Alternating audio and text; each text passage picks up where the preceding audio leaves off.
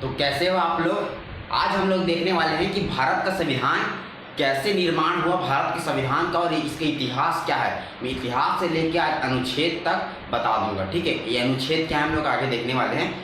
पता है आपको, भारत का संविधान 2 वर्ष 11 महीने और 18 दिनों में बना था, जिसमें 64 लाख रुपए लगे। प्रारूप समिति के जो अध्यक्ष थे डॉक्टर भीमराव अम्बेडकर, जिसने पता है कितना मेहनत और संघर्ष करके भारत का संविधान बनाया। अभी संविधान होता क्या है पहले हम लोग ये समझते हैं। किसी भी राज्य या किसी भी देश को चलाने के लिए, समझे, किसी भी लोकतांत्रिक जिसमें जनता का शासन हो रहा हो, उसको चलाने के लिए एक ऐसे नियम, कानून, कर्तव्य, राजनीतिक, लोकतांत्रिक ऐसे नियमों को हम लोग को लाना होगा जिससे हमारे जनता का कल्याण हो सके, हमारा शासन सही तरीके से चल सके, जिसके लिए हमारा संविधान पावरफुल होना चाहिए, ठीक है।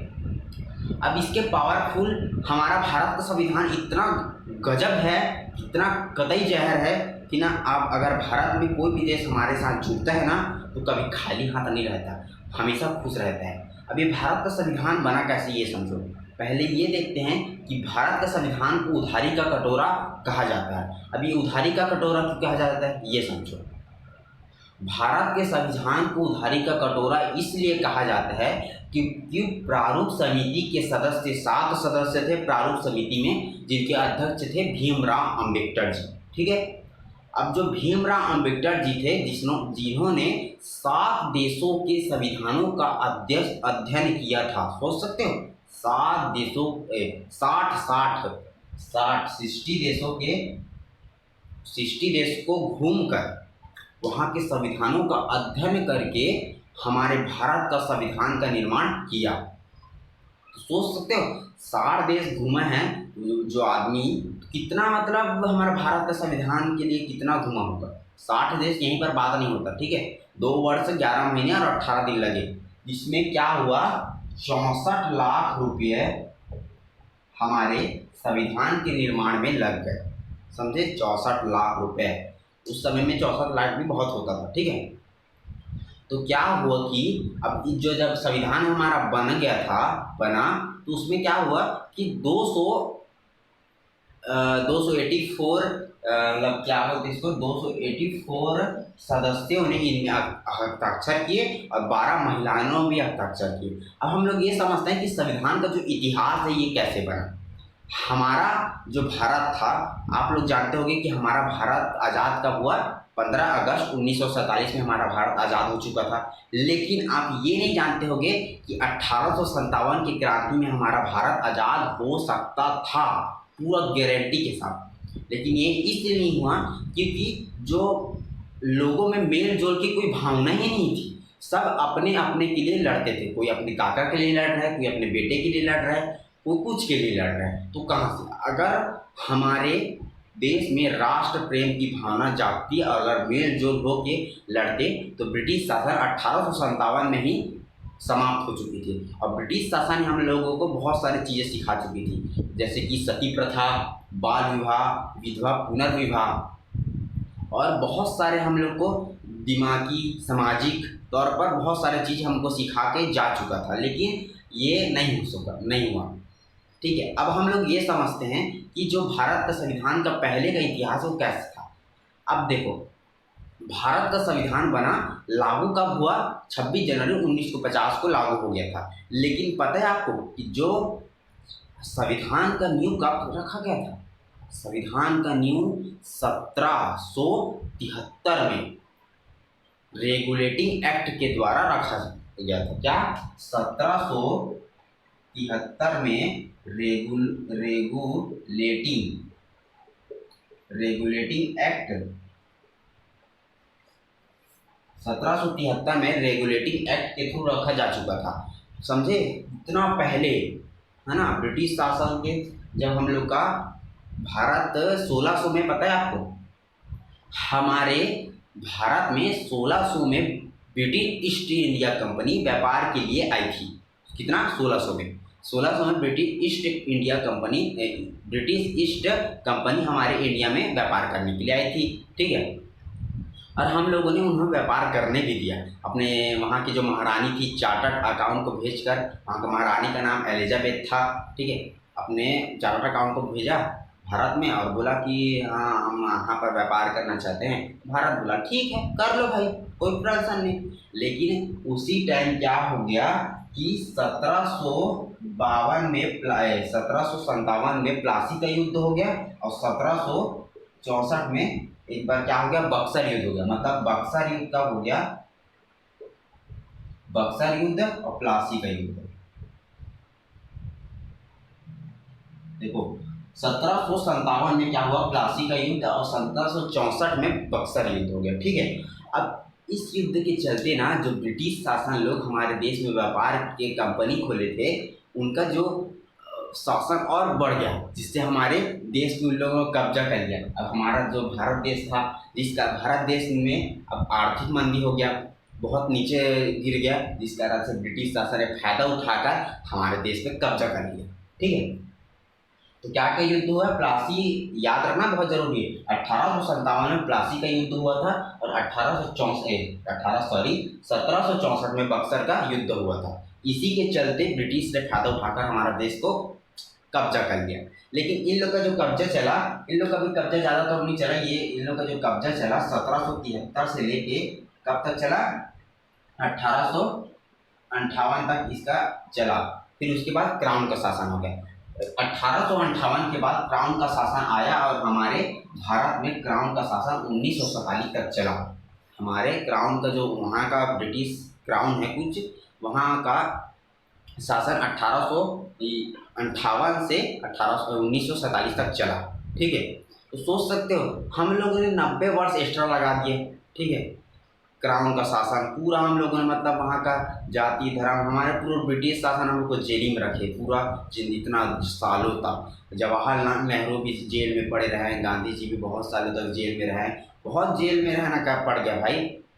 लेकिन हमारा देश, लेकिन ना महात्मा गांधी जो ऐसा आदमी था जिन्होंने राष्ट्र को उनका खून खौला दिया कि अहिंसावादी बनो, लेकिन हमारे ब्रिटिश शासन को हटाना ही होगा। भारत छोड़ो आंदोलन किए, बहुत सारे आंदोलन किए, आप जानते ही होंगे, ये सब किए। लेकिन मैं सब टॉपिक में नहीं आ रहा हूँ, इसको कभी हम लोग पढ़ रहे हैं भारत का संविधान, ठीक है। अब हम लोगों ने देखा इसी के चलते चलते अभी हुआ 1600 में तो शुरुआत हो ये सब चीज़ों का। तो अब इसी के चलते चलते 1909 में हमारे भारत का झंडा का आविष्कार कर दिया, मतलब डिजाइनर, सोच सकते 22 जुलाई 1900 कितना में, 22 जुलाई को किया गया, 1947 में वो किया गया था भारत में। अरे हाँ, 22 जुलाई को भारत में किया गया। अब जो भारत का झंडा का डिजाइन था, पहली बार हम लोगों ने क्या किया, भारत का डिजाइन का झंडा पिगली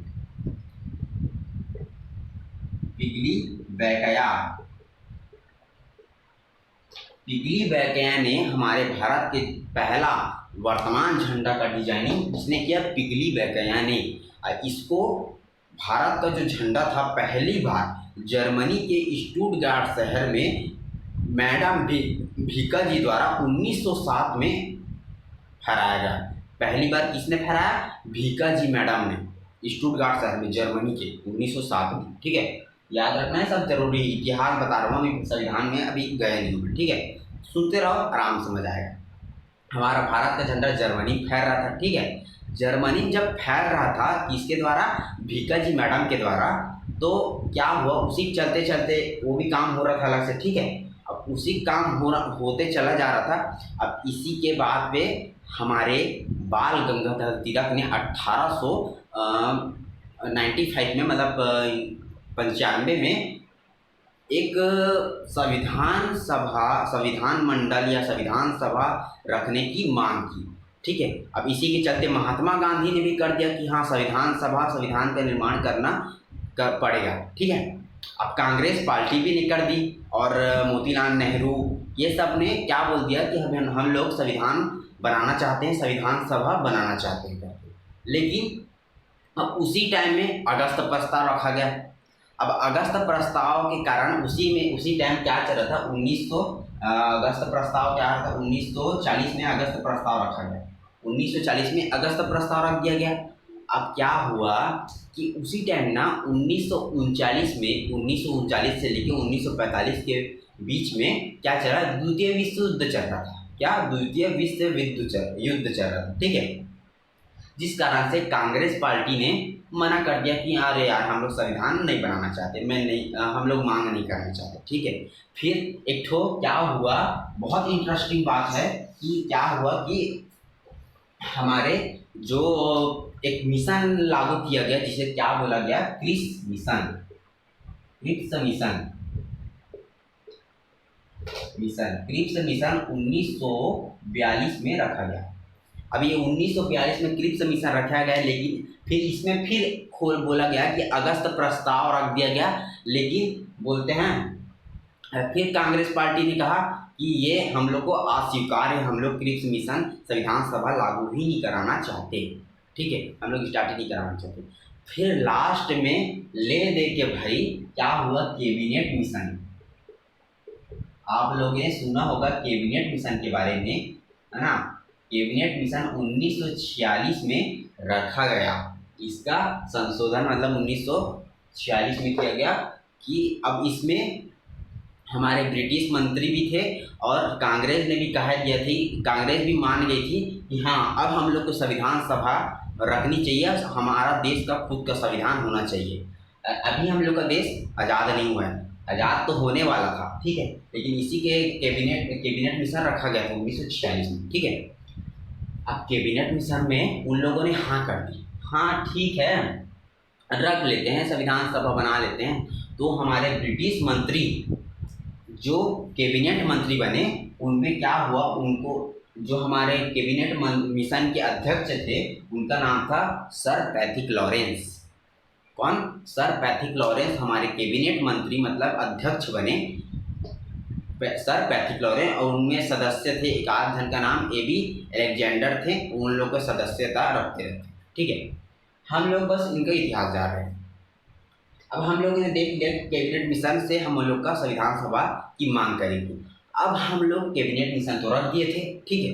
अब हम लोग को बनाना था समिति, तो एक मुख्य समिति बनाई गई जिसमें से बहुत सारी महात्मा गांधी, जवाहरलाल नेहरू, अम्बेडकर को मिला के एक समिति बनाई गई 14 सदस्यों के। अब उस 14 सदस्यों में सब अलग अलग सदस्य थे। अब मेन सदस्य कौन थे? प्रारूप समिति। अब ये प्रारूप समिति के अध्यक्ष कौन थे? डॉक्टर भीमराव अम्बेडकर।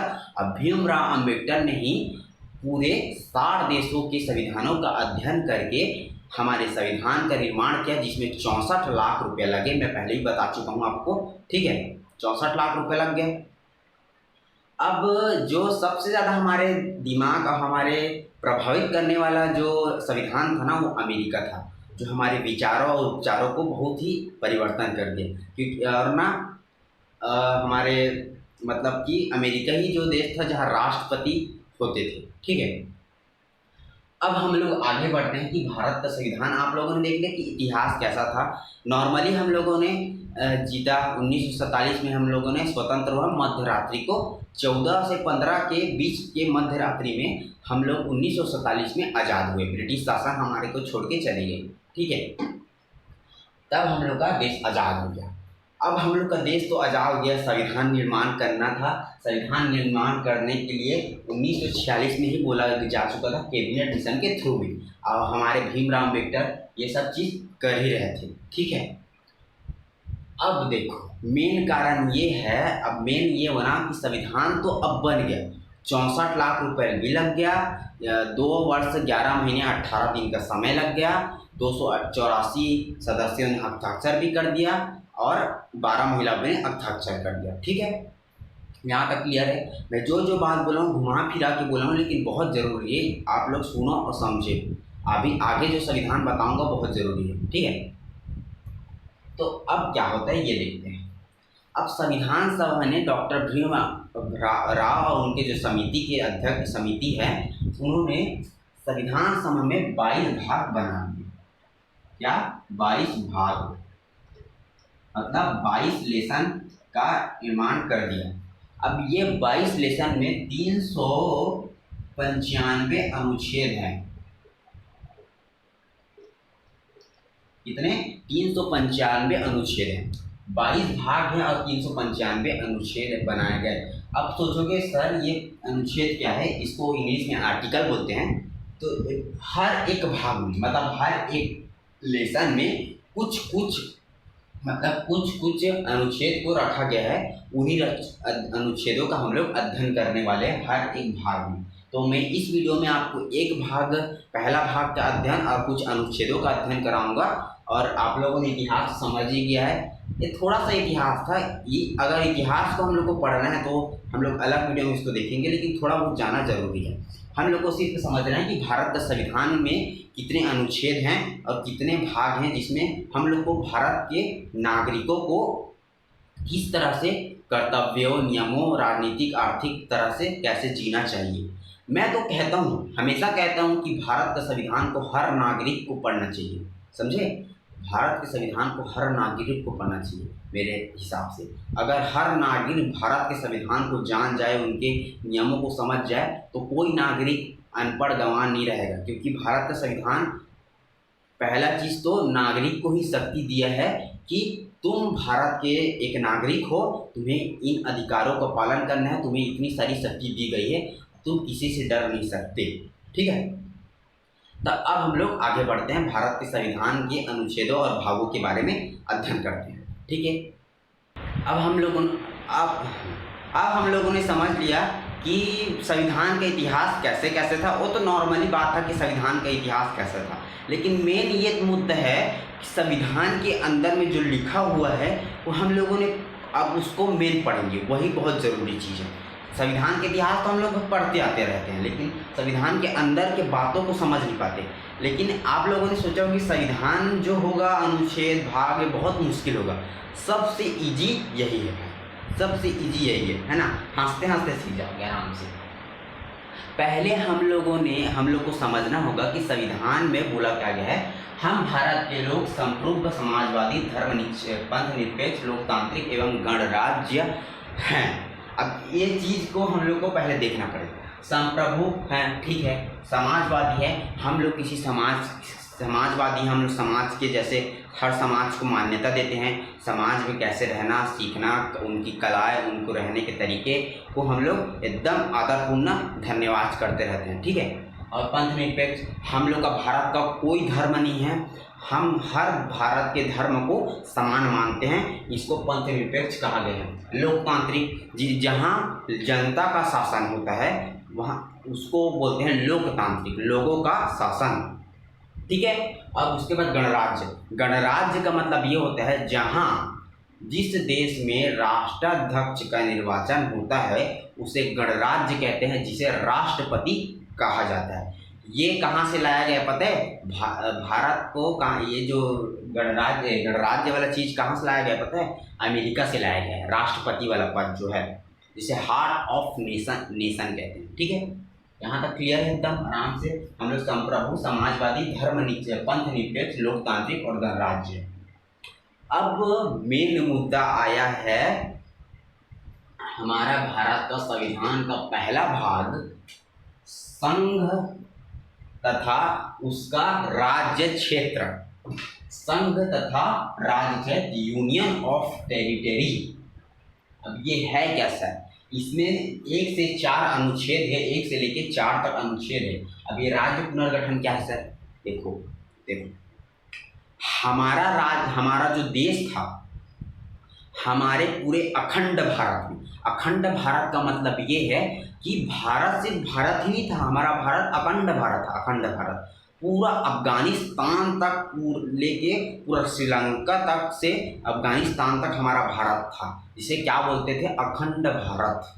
लेकिन जब हमारा भारत स्वतंत्र हुआ तो हमारे भारत पाक विभाजन में सब देश अलग हो गए, मतलब अफगानिस्तान, पाकिस्तान अलग हो गए, टूट गए, जिसे हमने क्या कहा? राज्य पुनर्गठन, जिसे भारत पाक विभाजन इसी टाइम हुआ था, भारत के स्वतंत्र होने के टाइम। ठीक है, तो अब भारत स्वतंत्र तो हो गया था, हमारा 26 जनवरी 1950 में हमारा जो संविधान था वो लागू हुआ। ठीक है, जिसे गणतंत्र दिवस या रिपब्लिक डे बोलते हैं, है ना। तो ये राज्य पुनर्गठन हम लोग आगे समझेंगे कैसे हुआ।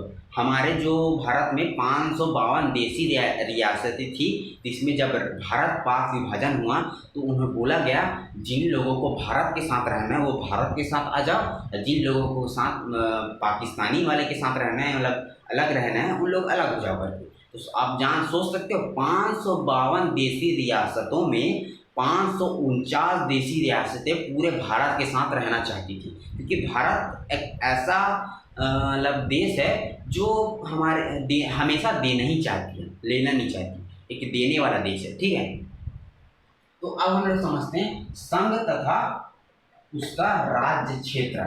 हम लोग पहला देखते हैं, अब हम लोग देखते हैं कि मतलब अनुच्छेद 1 में क्या है। भाग, ये तो भाग 1 है, ठीक है। अब ये भाग 1 के अंदर अनुच्छेद 1 में ये बोला गया है, हमारे संविधान में ये लिखा है कि हमारा जो इंडिया है, जो भारत है, इंडिया है जो हमारा भारत है। अब आप लोग जानते हो हमेशा भारत माता की जय ही बोलते हो आप लोग, ठीक है।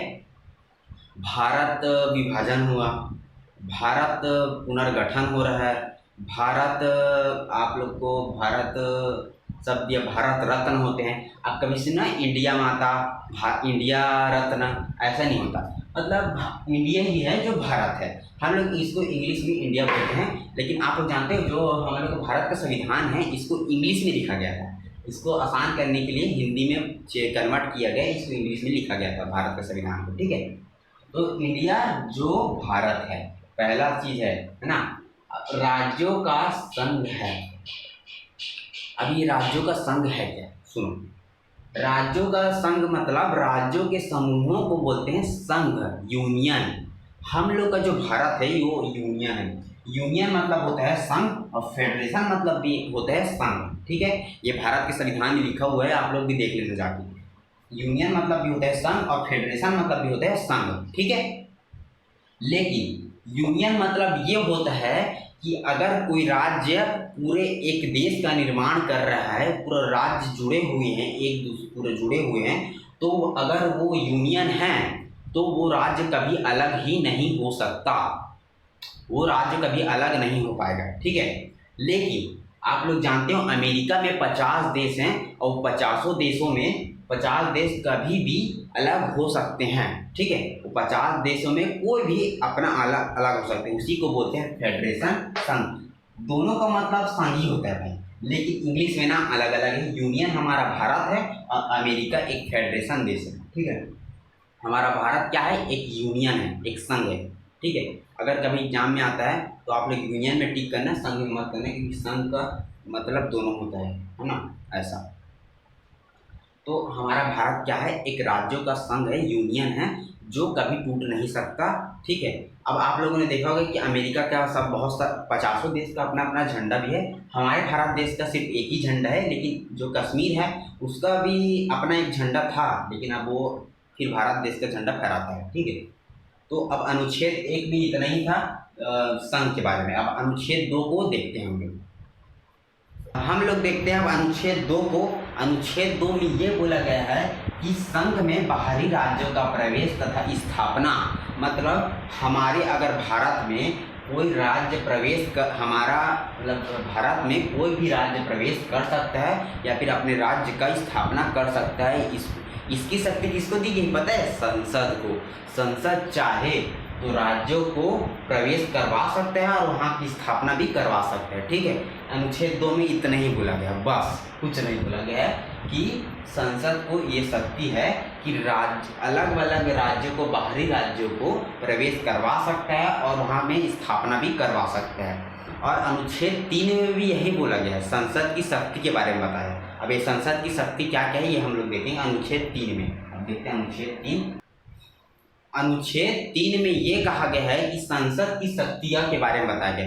संसद चाहे तो राज्यों की सीमाओं को बढ़ा सकता है, राज्यों की सीमाओं को घटा भी सकता है, राज्यों के जो नाम हैं उनको चेंज भी कर सकते हैं, उनमें नामों में परिवर्तन कर सकते हैं, और बहुत सारे राज्यों को मिलाकर एक नया राज्य का निर्माण कर सकता है। संसद को इतनी सारी मतलब दिया गया है। लेकिन अगर संसद ये सब कर रहा है तो उसको राष्ट्रपति को सूचना देना पड़ेगा कि मैं अगर किसी राज्य को मिला रहा हूँ तो राष्ट्रपति एक बार सूचना दे दूँ। ठीक है, वो जाके एकदम फोन बस लगा के या फिर सूचना दे देगा, बस बात खत्म, है ना। संसद को ये सब मिला गया है कि वो किसी देश का नाम चेंज कर सकता है या फिर किसी देश को अपने साथ मिलाकर एक नए देश का निर्माण कर सकता है, या फिर किसी की सीमा को बढ़ा सकता है, देश की सीमा को बढ़ा देगा, या फिर देश की सीमाओं को घटा भी सकता है। इतना बड़ा शक्ति संसद को दिया गया है। आप ये लोग याद रखना, अनुच्छेद 3 में संसद की शक्ति। अब अनुच्छेद 4 में इसी का उल्टा है, देखते रहना, मैं बता रहा हूँ। अनुच्छेद 4 में अब ये कहा गया है, इसी का उल्टा बोल दिया गया है कि अनुच्छेद 2 तथा 3 में अनुच्छेद 2 तथा 3 के संशोधन में अनुच्छेद 368 के तहत संविधान नहीं माना जाएगा। मतलब अनुच्छेद 2 और 3 एक संशोधन के तहत अनुच्छेद 368 के तहत संविधान नहीं माना जाएगा। मतलब ये हो सकता है कि वो संविधान नहीं माना जाएगा 368 अनुच्छेद के तहत ये संशोधन हुआ था। ठीक है, अब एक और चीज़ है, अनुच्छेद 4 द्वारा साधारण बहुमत से 2 और 3 में परिवर्तन किया जा सकता है। अगर संसद किसी राज्य को मिला रहा है तो हम लोग अपने बहुमत से अनुच्छेद 4 के द्वारा ये कह सकते हैं, संसद को हम लोग जवाब दे सकते हैं या फिर बोल सकते हैं कि वो राज्य को मत मिलाओ या फिर वो राज्य को मिलाओ, हम लोग यहाँ बोल सकते हैं इनके तहत। ठीक है, अनुच्छेद 4 के तहत बोल सकते हैं हम लोग। ठीक है, ये बोला गया है अनुच्छेद 4 के द्वारा साधारण बहुमत से। हम लोग अपने ग्रुप बना लो, उसके बाद अगर कोई संसद इस देश को मिला रहा है और आप लोग चाहते हो कि ये देश को नहीं मिलाए उस संसद, तो आप लोग बहुमत बनाओ, एक साधारण बहुमत, और उस संसद को जाके बोलो कि ये राज्य को नहीं मिलाना है, तो ये अनुच्छेद 4 के तहत ये रद्द हो जाएगा, ये राज्य हम लोग के साथ नहीं मिल पाएगा। ठीक है, अब लास्ट चीज़ राज्य पुनर्गठन में आपको शुरू में ही समझा दिया था कि कैसे राज्य पुनर्गठन हुआ। राज्य का जो टूटना हुआ उसी को राज्य पुनर्गठन कहते हैं। राज्य पुनर्गठन का मतलब है राज्यों के नाम को चेंज कर दिया गया। और पहले मैं बताता हूँ कि राज्य जो थे 14 राज्य थे और 6 केंद्र शासित प्रदेश थे। मतलब जो छोटे छोटे द्वीप थे ना, उनको केंद्र शासित प्रदेश बना दिया, जैसे दिल्ली, दादरा नागरा, लक्षद्वीप, अंडमान निकोबार, ये सब तो जो थे वो 6 ठो केंद्र शासित प्रदेश। ठीक है, और जो हमारे राज्य थे वो 14 थे। अब वर्तमान में 28 राज्य है और एक 8 केंद्र शासित प्रदेश है। ठीक है, तो अब इन लोग का जैसे जैसे हुआ नाम चेंज किया गया, जो हमारे संसद को जो शक्ति दिया गया उसके हिसाब से नाम चेंज किया गया था। लेकिन पता है आपको, एक तो हम लोगों ना बोला गया था, जवाहरलाल नेहरू को बोला गया था कि राज्यों का जो नाम होगा वो भाषा के आधार पर हो। जैसे जैसे तमिल भाषा, तो तमिल भाषा के आधार पर उनका देश का नाम होगा, राज्य का नाम होगा। और जो अलग अलग बोली के छत्तीसगढ़ी अलग अलग बोली के, तो उनका नाम ऐसा होगा करके। लेकिन जवाहरलाल नेहरू ने उनको मना कर दिया कि ये भाषा के आधार पर नहीं होगा, ये प्रशासन के आधार पर उनका नाम तय किया जाएगा। लेकिन फजल अली आयोग में 22 जुलाई 1949 में ये बोला गया कि फजल अली आयोग में जवाहरलाल नेहरू ने, पता है आपको, हैदराबाद को आंध्र प्रदेश बोल दिया गया क्योंकि वहाँ तमिल परिवार रहते थे, तमिल लोग रहते थे। इसको आंध्र प्रदेश में कन्वर्ट कर दिया, मतलब परिवर्तन कर दिया जवाहरलाल नेहरू ने। तो दूसरे राज्यों ने भी कहा कि हमारा राज्य हमारे भाषा के आधार पर होगा। इसी कारण से हमारा हर राज्यों को भाषा के आधार पर रखा गया। जैसे कि छत्तीसगढ़ी वाले को छत्तीसगढ़, तमिल वाले को तमिलनाडु, ऐसे ऐसे करके रख दिया गया। तो फजल अली आयोग में ही हमारे राज्यों के नाम भाषा के आधार पर रखे गए और इसी तरह ये आगे बढ़ता गया और 28 राज्य बन गए। ठीक है, और एक और चीज़ है कि हमारे जो संसद थे, संसद ने बहुत सारे देशों को नाम, राज्यों के नाम को परिवर्तन किया, जैसे मद्रास को कर्नाटक में परिवर्तन किया, पुडुचेरी को पांडिचेरी को पुडुचेरी में परिवर्तन किया। ये अलग अलग देश का नाम उन्होंने परिवर्तन किया। तो राज्य पुनर्गठन और ये अनुच्छेद के माध्यम से उन्होंने ये सब किया था, क्योंकि उनको ये पावर दिया गया है और वो ये सब कर सकते हैं। ठीक है, हमारे साथ नेपाल जब तिब्बत पर कब्जा कर दिया था, समझे, नेपाल जब तिब्बत पर कब्जा कर लिया था तो सिक्किम भी डर रहा था कि चीन हम लोग के ऊपर आक्रमण मत कर दे, तो सिक्किम हम लोग के साथ वो मिल गया, तो सिक्किम भी हमारा एक राज्य बन गया। तो आज वो हम लोग के भारत में गिनती में वो आता है। ठीक है, तो अब हम लोग जो इसका अगला भाग है हम लोग इसके अगले वीडियो में देखेंगे और इसके अनुच्छेद भी बहुत डिटेल के साथ पढ़ेंगे। ये वीडियो आपको अच्छा लगा हो लाइक सब्सक्राइब सब कर देना, आपका मर्जी जो भी है।